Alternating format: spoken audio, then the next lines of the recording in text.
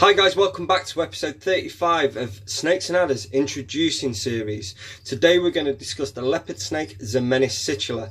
First described as Coluber situla in 1758 by Linnaeus.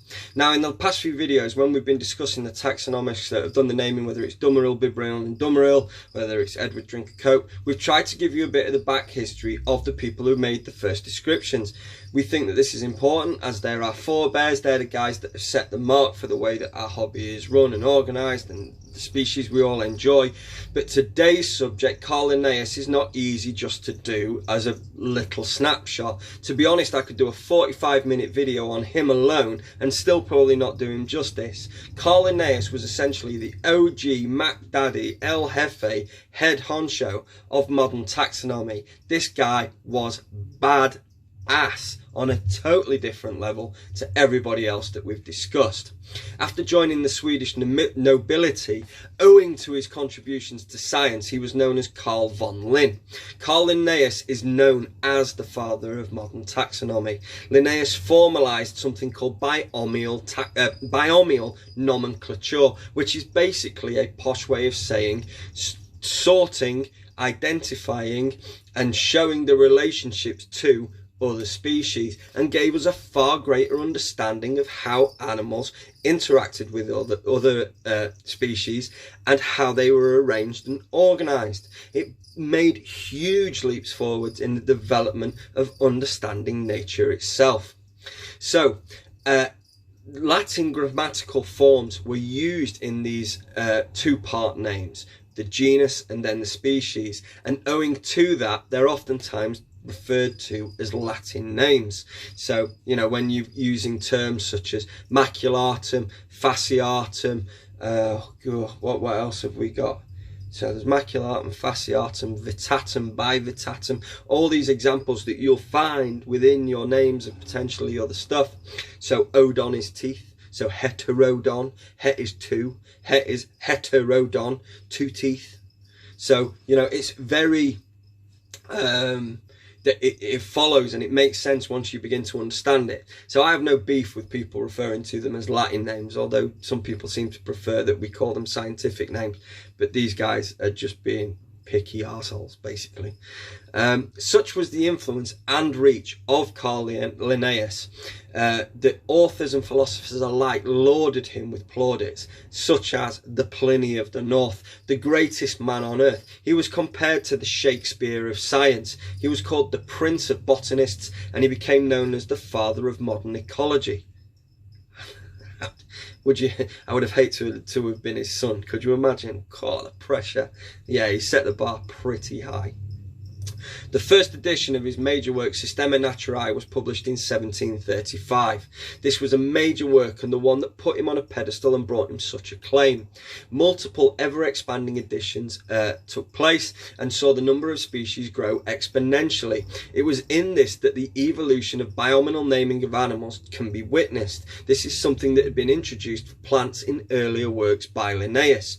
The system became known as Linnaean taxonomy. The system is still used to this day, although owing to the sheer volume of species that have been found subsequently, we're now actually onto triominal naming, which is genus, species, subspecies, rather than just genus and species. So the example of a binomial name is this, Zamenis situla, but then if we took the eastern Stimpson's python, that would be Antaresia stimpsoni orientalis. So that's the three parts there. So, I mean, it's just unbelievable. He really, you know, it wasn't bad for a Lutheran minister's son from a small Swedish village. After initially describing Coluber situla in 1758, the following taxonomic revisions took place. There's a few, so bear with me. If I look away, it's simply because there's so much information written down. I don't want to cock it up or mess it up. This is the third version of this video I've made, as one time I completely tripped over my tongue. The other time I did it, thought, yes, you've absolutely killed that Chaz. And then it turned out that the camera wasn't rolling. So to say I was annoyed and that there was a few choice words come out of my mouth may have been an understatement. His name was changed to, this name was changed to Coluber lepidinus in 1835 by Bonaparte. Yes, that Bonaparte. Charles Lucien Bonaparte was the nephew of Napoleon Bonaparte. It's so cool. The history of these animals is ace, I'm telling you. If you look into it and work through it, you find out so much cool stuff. Then to Calopeltis lepidinus in 1839 by Bonaparte again. Then to Natrix lepidina. Now, Natrix is the genus of dice snakes, tessellated water snakes, and grass snakes. So that's an interesting choice. And that was in 1862 by Edward Drinker Coate. Then into Coronella quadrilineata, placing it with the smooth snakes in 1863 by Yan. Then back into Coluber, which placed it with the European racers and the American racers of the time. And that was by Boulanger in 1894. Then they were changed to Elaphis situla, which is how I grew up knowing them, in 1993 by Engelmann. So I find it interesting, up until 1992 they were still in Coluber. That definitely piqued my interest. I expected that these would have been accepted as a rat snake far before then, owing to how calm these naturally are in comparison to the Colubers.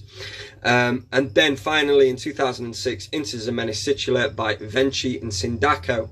Zamenis currently houses 6 species: Zamenis honhackeri, the Transcaucasian rat snake; Zamenis lineatus, the Italian Aesculapian snake; Zamenis longissimus, the Aesculapian snake; Zamenis persicus, the Persian rat snake; and Zamenis scalaris, the ladder snake, although many people still use the monotypic genus name Rhinechis for this, which I personally still do as well, because a ladder snake looks absolutely nothing like and behaves absolutely nothing like any of the other 5 species of Zamenis. But I'm a northern coal mining, ex-coal family coal mining numpty from Sheffield who, what do I know?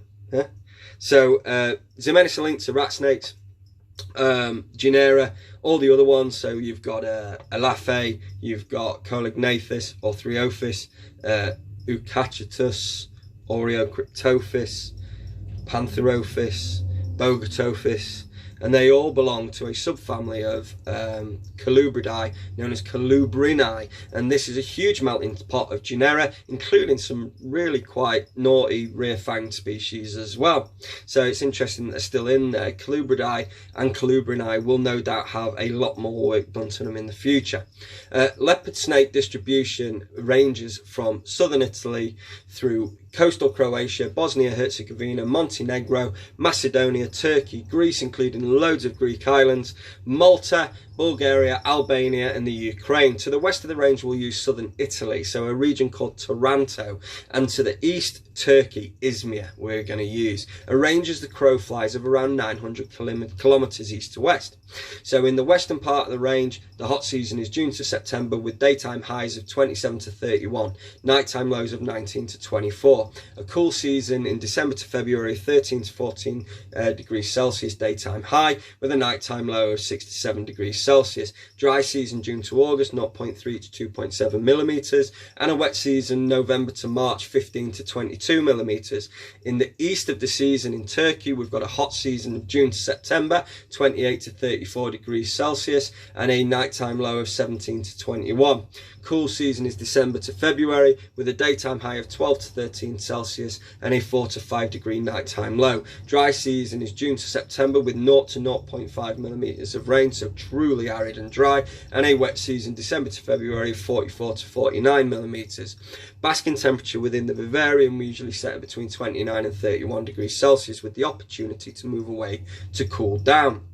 Nighttime drop sees the basking site reduced to between 22 and 24 degrees Celsius. Juveniles can be raised at linear temperatures, such as in a rack system on a heat pad, with a basking area of 30 degrees that they can move away from.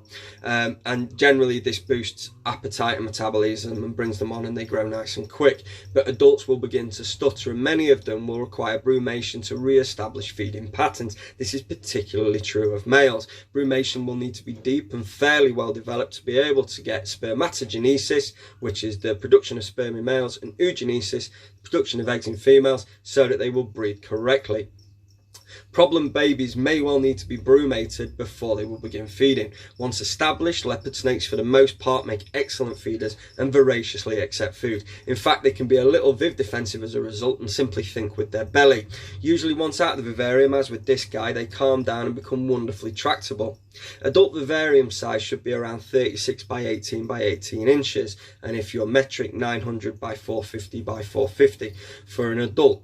Various heating methods can be used, whether that's heat pads on mat stats, the bulbs or the ceramics. In truth, heliothermic heaters, which are the ones mounted above, are better. A ceramic heat emitter coupled to a reliable thermostat will probably be the best option, or a deep heat projector onto underlying flags and rocks. Many keepers are now opting for the introduction of UVB radiation for their snakes, and a product such as Arcadia's Shade Dweller 7% Mini T5 unit would be fine. The natural biome is European dry scrub, forest, rocky outcrop, pasture, tongue again, and farmland. So a variety of choices with how you want to do your tank out exists. Basically just use common sense. I would err to the side of the tank being potentially more arid though, maybe with a localized damp hide, but for the most part the tank is dry. I'm not going to go into too much detail about how you're going to set it up. Use your head if you want it to be naturalistic, and then there's a lot of pseudo naturalistic options on the market as well, and the snake will fare equally fine on those. This species is forgiving and adaptable, and obviously covers quite a wide range. Leopard snakes, as with all rat snakes, are egg layers, and a small litter of pearly white eggs shall be produced. These can be incubated at 28 degrees Celsius for a period of around 60 days for hatching to occur.